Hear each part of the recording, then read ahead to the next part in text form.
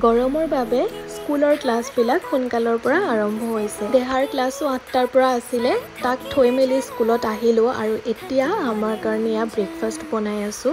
এইফালে মাও ক্লাছৰ পৰা পালেহি আৰু মায়ে এইফালে ভাতটো মানে উঠাই দিছে, যিহেতু মানে গৰমৰ বাবে মানে গৰমে গৰমে ভাতখিনি খাবলৈ মন নাযায়, একেবাৰে ঠাণ্ডা হোৱাৰ পাছতহে খাব মন যায়। আৰু যোৱাকালিৰ ভিডিঅ'টোত নাম এটা ল'বলৈ বুলি কমেণ্ট কৰিছিলে পূজা ভূঞা, তোমালৈ মোৰ ফালৰ পৰা বহুত মৰম আৰু ভাল পোৱা থাকিলে। আৰু এইফালে দেখিছে ব্ৰেড আছিলে যিহেতু, গতিকে তাৰ পৰাই সহজভাৱে খাবলৈ কিবা এটা বনাই ল'লোঁ।